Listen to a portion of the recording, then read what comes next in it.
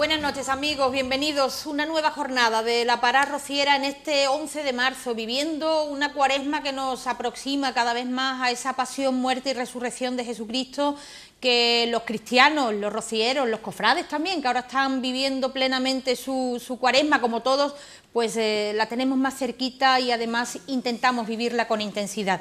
Hoy tenemos un programa de lo más especial, va a estar con nosotros Domingo Muñoz Bort, una persona con un currículum extensísimo que vamos a ir desgranando cuando hablemos con él. Nos va a acompañar tanto en el apartado de la entrevista como en el testimonio, porque consideramos que todo lo que hoy se va a tratar en el programa nos va a merecer la pena a ustedes y a nosotros por lo que vamos a aprender.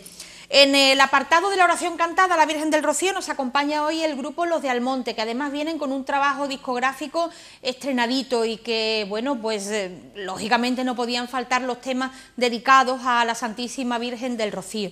Aprovechamos para dar las gracias a todas esas personas que cariñosamente se dirigen a nosotros a través de nuestro correo electrónico, laparadrociera@gmail.com. Sinceramente no tenemos palabras para tantas palabras de cercanía y de aliento y de impulso también para nosotros, para nuestros compañeros, sin duda tremenda cada semana en hacerlo cuando menos lo mejor que podemos y poniendo toda nuestra carne en el asador. De corazón, muchísimas gracias a nuestros seguidores en Twitter y en Facebook. Y por supuesto recordarles que tenemos muchísimas noticias que contarles, que todas ellas, si no nos da tiempo a decirlas en el programa, la tienen ustedes en periodicorociero.es cada día y nada, y que le vamos a dar ya la bienvenida a nuestro primer invitado, que viene con un montón de papeles porque además es su vida es andar entre esos legajos y entre esas investigaciones que siempre nos trae. Domingo, buenas noches, bienvenido. Buenas noches. A nuestra Parada Rociera. Hoy vamos a hacer una paradita de las que nos gusta, de esas de hablar de muchas cosas y de entrar en muchos detalles del Rocío, de los que casi siempre nos gusta conocer cosas nuevas.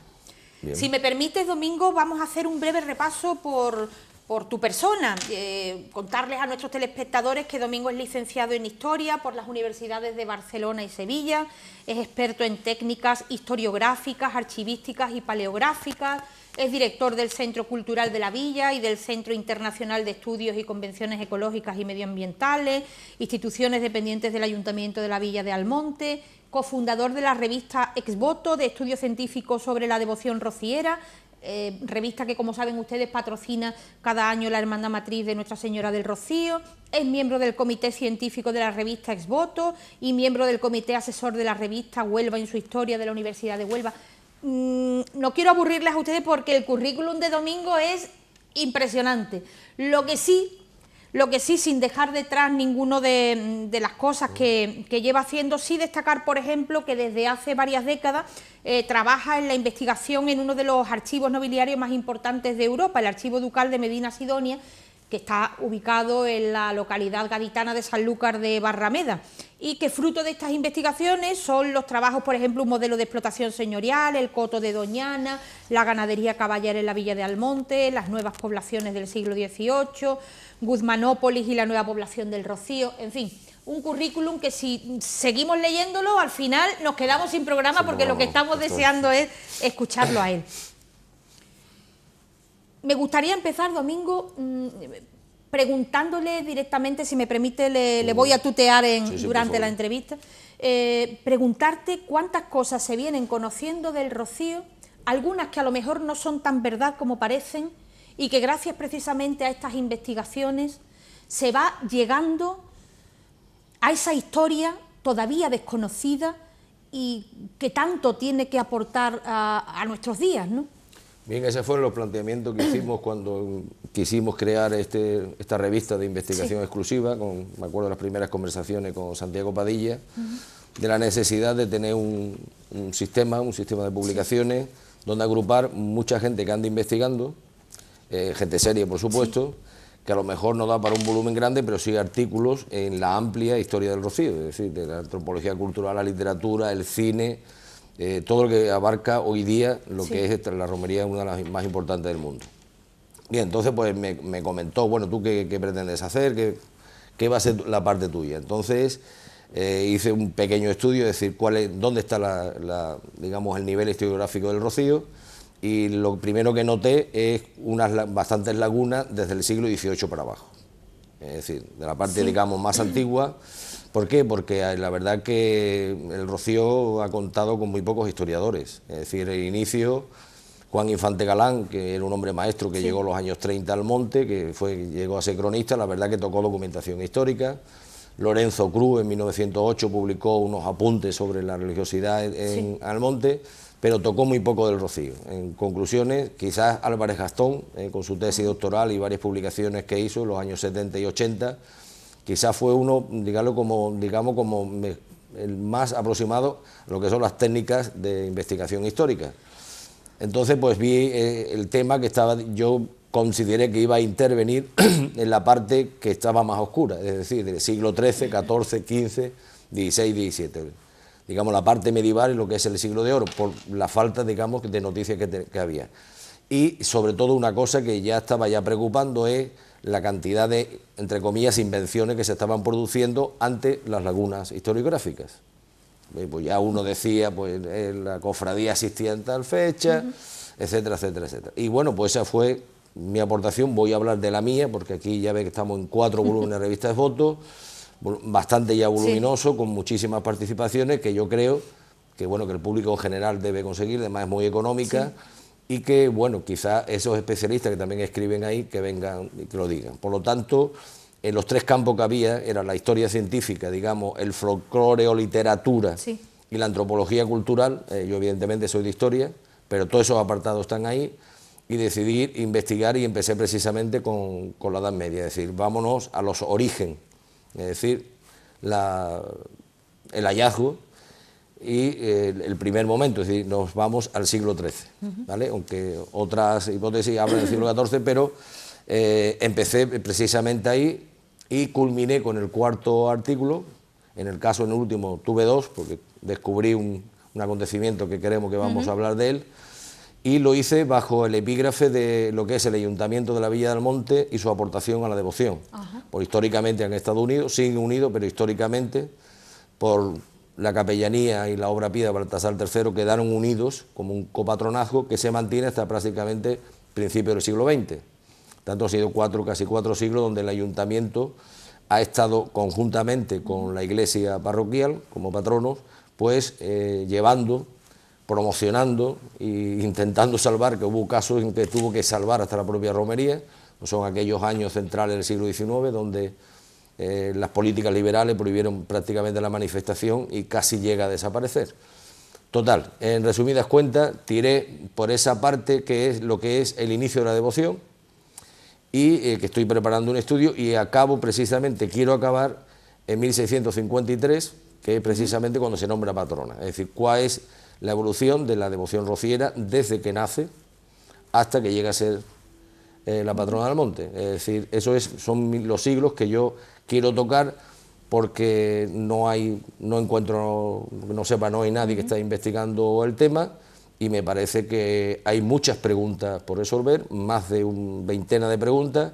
Yo creo que no he llegado a 8 o 9 a responder, por lo tanto todavía queda grandes hitos históricos por resolver. Domingo, no sé si es mucho atrevimiento de mi parte o si a lo mejor pueda estar equivocada, al afirmar o al pensar tal vez que esas lagunas de las que todavía existen han provocado que a lo mejor salgan muchos, entre comillas, historiadores que se han querido, ¿por qué no decirlo?, inventar o atribuir cosas que realmente no son, porque se desconocen aún. De hecho, de ahí que hayas querido ahondar e investigar en estas cuestiones, ¿no? Ha pasado con la Virgen, con la devoción de la Virgen del Rocío, y ha pasado con otras devociones en España. Es decir, la poca documentación, la poca información te permite jugar con hipótesis, y claro, hipótesis que no está soportada sobre fuentes originales escritas de aquellos años. Pues yo también puedo decir que, como se dice aquí en el condado, ¿no?, cuando los americanos en los años 60 llegan a la luna, había un bollullero con un kiosco de pipas. Si eso es la tradición y eso es la leyenda, pues, ¿me entiendes? Entonces, claro, lo que hay que hacer es precisamente tomarse el tema en serio.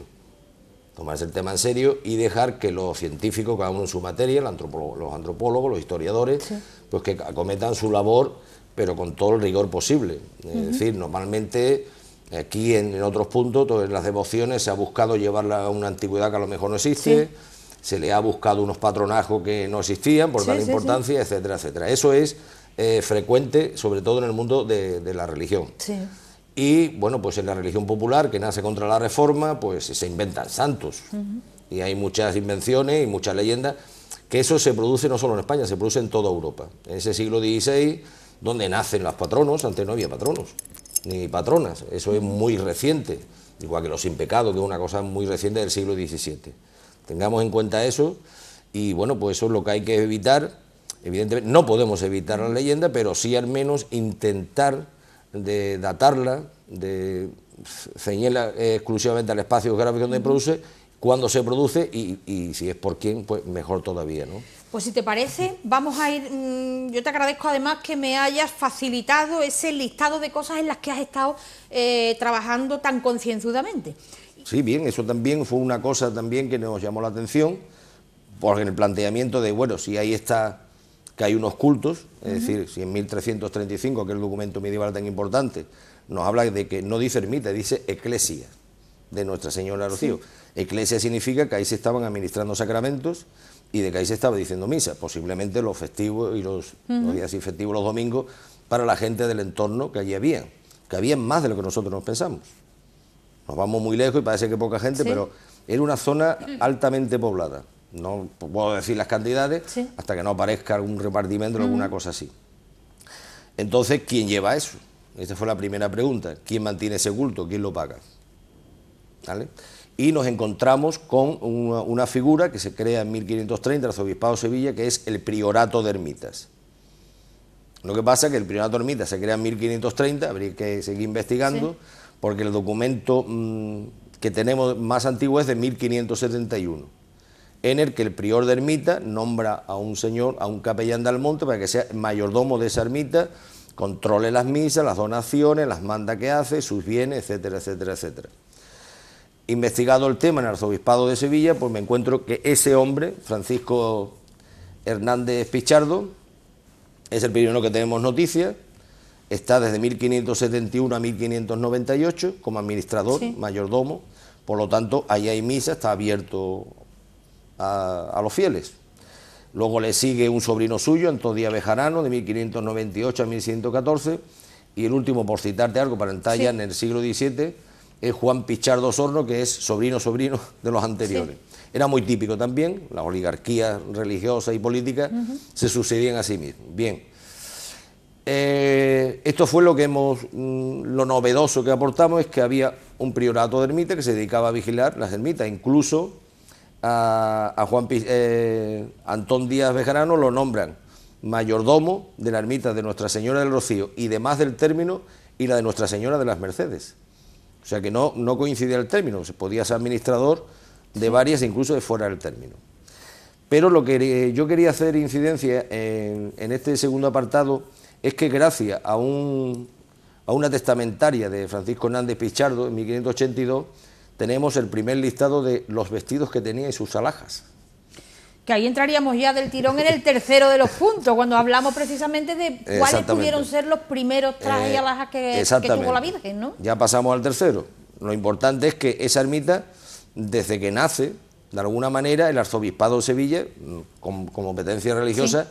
Tiene. El problema está que nos queda esa documentación anterior a 1571. Yo he ido varias veces al arzobispado, no encuentro más, no sé si por la catedral habrá alguna sección o algo. Sí. Expertos en el tema y compañeros de investigadores me han dicho que el priorato se queda en 1530, por lo tanto hay que buscar esa documentación como sea, hasta llegar a 1571, que a partir de ahí la tenemos ya muy completa.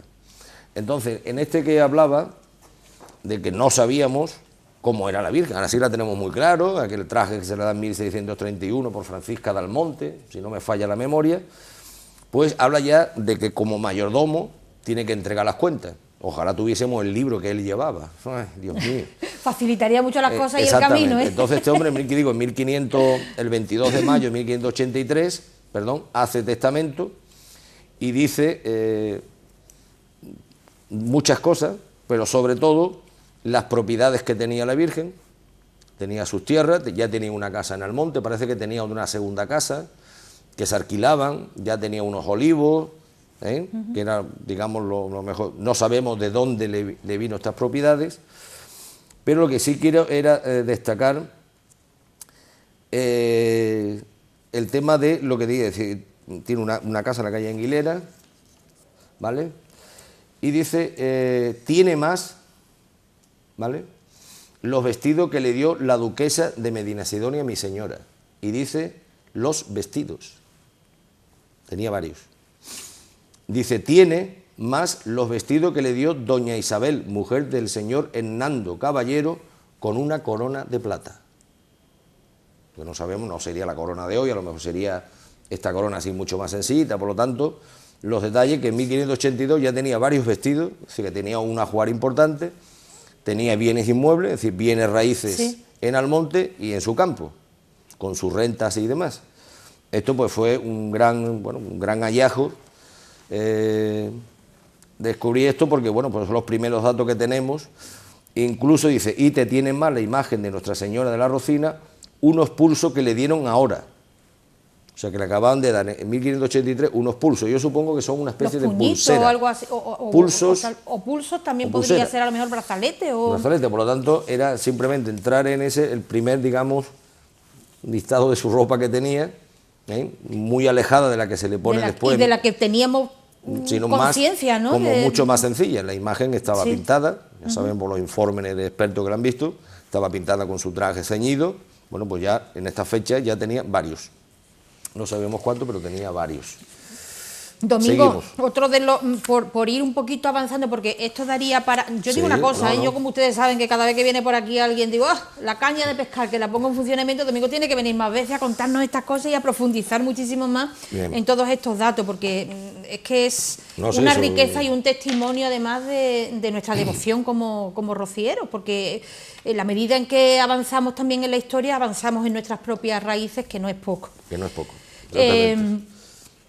Otro de los puntos importantes que tú mismo tenías mucho interés en destacar es la capellanía y obra pía de Baltasar III, un personaje de lo más peculiar en la historia del Rocío. Y además que tenemos muchas dudas sobre él.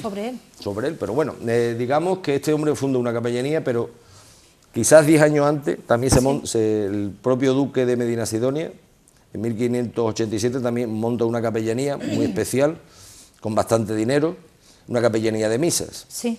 Y la dota económicamente muy importante y encarga, que también muy importante por la relación que ha tenido, al reciente inaugurado convento de la Victoria de los franciscanos de Almonte. Da 20.000 maravedíes para que tenga misas allí, constantemente, que haya siempre misas. ¿Qué ocurre? El priorato se ha ido, ese priorato que Almonte lo ha dejado, o vamos a tener los dos. Ese hombre, dotándolo con 20.000 maravedís al año, 24 fanegas de trigo, 24 fanegas de cebada y 5 arrobas de aceite para la lámpara, bueno, pues eso fue Se pone piel de gallina. Me ven ustedes mirando hacia allí, pero es que tenemos a gente enamorada además de esta historia, que también ayuda y estamos un poco se hace en 1587, ¿no? Y es tan popular la relación entre estos franciscanos, que luego se lo lleva a Sanlúcar, que era también otro franciscano allí, con la Virgen del Rocío, que la gente en Almonte, en aquella época, en el siglo XVI, le llaman los padres de la Virgen. En el vocabulario normal le dicen los padres de Nuestra Señora, por la relación que siempre habían tenido. Y esta relación la mantiene hasta 1670.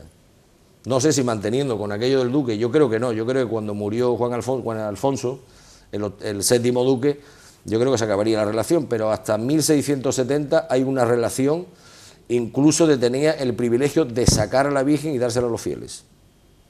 Ellos sacaban la Virgen y se lo daban a los fieles que le acogían la puerta. Normalmente sería el hermano mayor del monte, acompañado por los, ya en aquella fecha, a partir de ahí, pues los otros hermanos que venían, que parece que la sacaban conjuntamente. Luego, precisamente en ese mismo año de 1587, en enero, en el que se hace esta capellanía, está haciendo testamento Baltasar III, en el Perú, en la ciudad de Los Ángeles, fíjate en la coincidencia, el mismo año. Se crea esta capellanía y él está creando ya una capellanía, de la misma manera, de misas, para cuando él muera.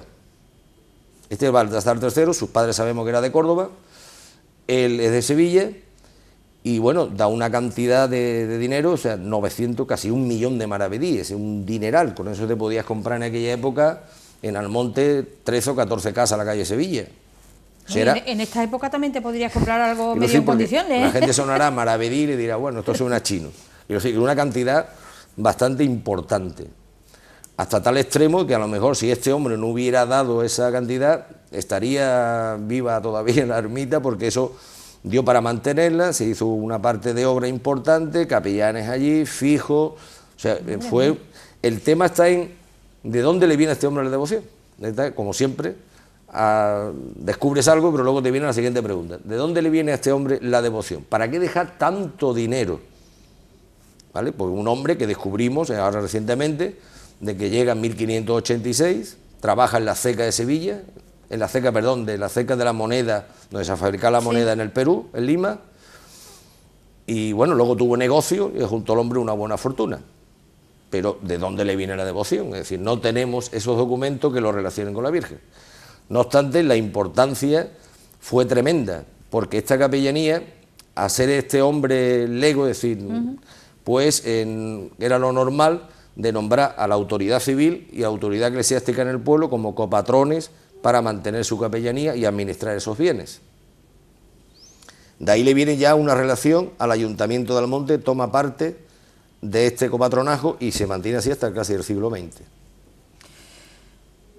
Yo te tengo que seguir avanzando porque estoy con el corazón partido, como diría Alejandro Sanz, queriendo ahondar mucho más en lo que me estás contando y por otra parte queriendo avanzar en todo lo que tenemos aquí. Por ejemplo, en las primeras desamortizaciones de los bienes de Nuestra Señora del Rocío en los años de 1798 y 1807, o por ejemplo la ocupación francesa de 1810 y 1812. No sé si eso a lo mejor de forma resumida, sí, por andar en el último punto, que lo hemos dejado como el más explosivo en la jornada de hoy, porque es muy bonito, ¿no? Las primeras desamortizaciones, lo que nos viene fue que pudimos tasar la hacienda de Nuestra Señora en 1798 y lo que tuvo en 1807. Es decir, en 1798 se le hace una primera desamortización, estamos en la época de Carlos IV y se le ataca muchísimo a la Iglesia, son los primeros preliberales que llegan al gobierno y la Iglesia tiene muchísimo dinero, el Estado necesitaba y empezaron con los bienes eclesiásticos a desamortizarlos. Lo bueno de ese informe es que se le apreciaron, total, tenía un capital, ¿vale?, de 20.495 reales, es decir, ya bastante menguado con lo que recibió en aquella época, ¿vale? Ahí tenía 4 suertes de tierra, ¿vale?, 3 suertes de olivar y 500 reales en metálico. O sea, eso se vendió todo en los meses de febrero y marzo de 1800.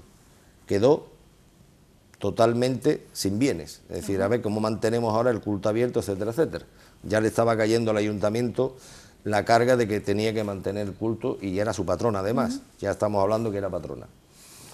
No obstante, en 1807 vuelve a haber otra desamortización, que es lo que nos llama la atención. Si no quedó nada, como cuando sale a subasta el 21 de febrero de 1807, tiene una suerte de olivar, ¿vale?, otra suerte de olivar, otra suerte de olivar, 4 suertes de olivares. ¿Se ocultó? Posiblemente. ¿Se volvió a comprar en 4 o 5 años este dinero? Si no tiene un duro. Entonces, era simplemente el dato curioso de desamortizaciones, porque ya a partir de ahí ya no le queda absolutamente nada.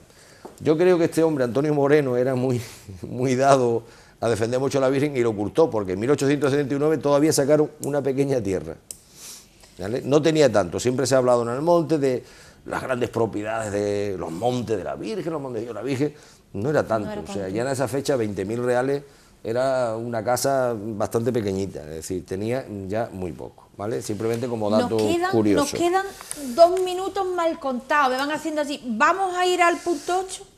Y eso hace que los puntitos estos así no tienes más remedio que venir, porque el 6 y el 7 yo no me quedo sin escucharlo.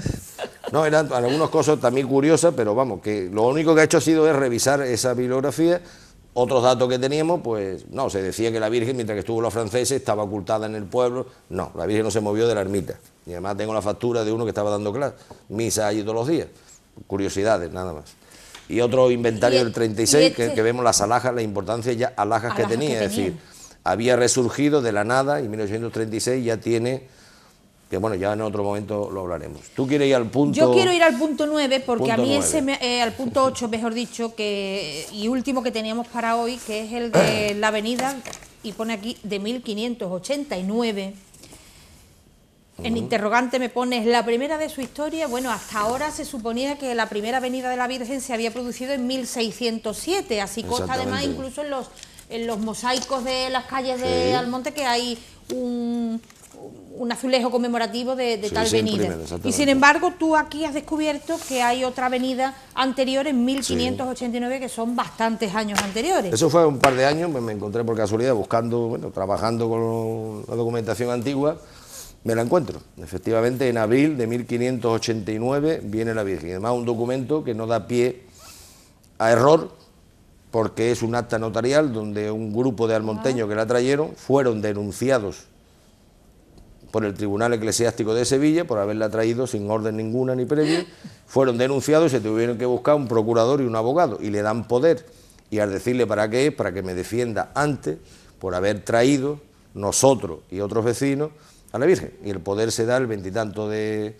abril de 1589, por lo tanto, no hay, por lo tanto, es anterior a 1607, lo único que tiene esta avenida es el hecho de haber sido denunciada, es decir, denunciada por la Iglesia, es decir, una transgresión religiosa, es lo que llama la atención.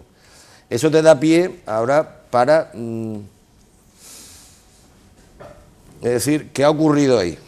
En la primera ha sido denunciada, si hubiera sido otra vez, no hubiera sido denunciada, es decir, si ha sido denunciada, tiene tufillo, como nosotros decimos, de que puede ser la primera vez. Lo bueno que además está constatado documentalmente, porque sobre avenidas se están ya diciendo muchísimas tonterías, ya se están inventando, ya hay una sequía, la Virgen ha venido, ¿vale? Por no dar más detalle. Entonces, yo mismo en el 2012 descubrí 2 venidas nuevas, pero estaban documentadas, es decir, es lo que quiero es simplemente que cuando se hable de venida, que por favor que seamos un poquito serios. Y yo mismo en esta publicación pongo en duda si es la primera o no. Yo mismo he puesto, es la primera de su historia, tengo hipótesis a favor y tengo en contra. Si es denunciada, no puede ser la tercera ni la cuarta. Es decir, si ha sido denunciada, ha sido un hecho extraordinario, un grupo de gente, no sabemos, denuncian a 15. 15 le ponen, pero esos 15 son porque tienen propiedad y le pueden atacar. Pero muchos fieles no tenían propiedad ni los citan siquiera, los denunciadores citan a los importantes. Uno de ellos era el alcalde de Almonte, Juan Pavón, en ese momento era alcalde de Almonte. En las actas capitulares del recuerdo de gobierno ni se cita para nada a la Virgen, ni antes, ni después, ni años después, como aquí no ha pasado nada, y fue traída. Ahora, esto también nos da a pie lo siguiente, ¿quiénes son esas personas? Hemos rastreado a esos 15, y son de todos los oficios. Los hay políticos, los hay con dinero, los hay sin dinero, hay un albañil, ¿me entienden? Gente humilde, de toda la capa social, es lo que me llama la atención. No es ninguno de la oligarquía, los grupitos oligarcas, sino precisamente el pueblo llano. Y va porque se estaban la gente muriendo de hambre en la calle de Almonte. Desde hacía 2 años había una sequía, pero sequías heladas, con un frío de, vamos, de morirte congelado. Eso estaba pasando en Sevilla y pasó en Lisboa. Es decir, además de sequía continuada, el ayuntamiento tuvo que dar pan, y ya avisaba al regidor, ni regalando el pan del pósito vamos a alimentar, la gente se estaba cayendo muerta. Se van a la Virgen desesperados, y cogen y se la traen sin premio aviso de nadie, y parece que funcionó. El problema es, ¿por qué traen a esa imagen cuando en el pueblo hay más? Es decir, interrogante que nos tenemos que hacer, que tenemos que solucionar. Entonces, ¿por qué la traen ella? ¿Porque ya había hecho anteriormente un milagro parecido? ¿Por qué no cogieron a Nuestra Señora de Gracia, Nuestra Señora de Consolación? ¿Por qué a ella? Que también te hace las grandes preguntas. Ella, intercesora, ¿por qué? En Sevilla ya cogieron a la Virgen de las Aguas, es decir, ya tenía experiencia en traer las aguas. Teníamos dos grandes problemas, o había mucha sequía, en esos años, si hay una especie de desarreglo climático, que lo mismo te venía 3 o 4 años de sequía y te congelabas por la calle, como te venía 3 o 4 años de agua continua que al final también estropeaba las cosechas.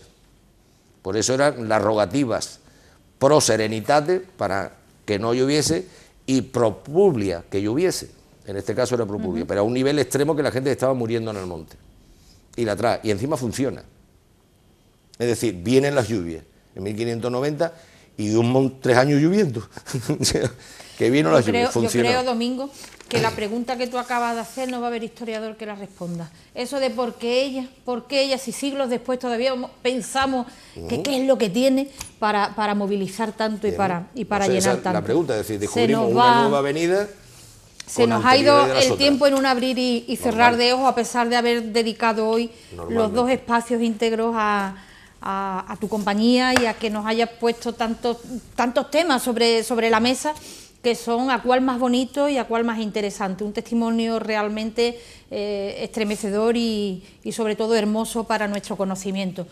Mi más sincero agradecimiento por haberte tenido aquí. Espero de corazón que te hayas sentido a gusto y sobre todo que no sea la primera y la última, sino que esto sea una puertecita abierta para que en otras ocasiones puedas venir y nos sigas poniendo al tanto de todos esos descubrimientos y de todos esos puntos que son interesantes, además de ir conociendo, Domingo. Es mi trabajo y mi obligación. Muchísimas gracias de todo corazón. Sé que además va a haber muchísimas personas que hoy se están alegrando y ten la marinera con la visita de Domingo Muñoz Bort a nuestro programa. Gracias, Domingo. A vosotros. Nosotros vamos a hacer hoy un recorrido, no podía ser de otra forma, nos hemos marchado al monte aprovechando el tema que hoy hemos ocupado en nuestro programa, y es que hemos querido pasear por las calles de Almonte y conocer todos esos motivos dedicados al rocío. En el recorrido de sus calles saben ustedes que hay muchísimos mosaicos, azulejos, que te van pues explicando de alguna manera un poquito de esa historia de la devoción.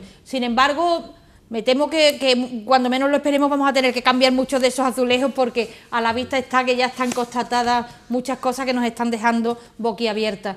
Y ojalá se tengan que renovar muchas veces, porque es síntoma de que su amor no ha tenido jamás ni tiempo, ni espacio, ni nada que se le pueda parecer. Así que un paseo por Almonte para contemplar este reportaje que han preparado nuestros compañeros.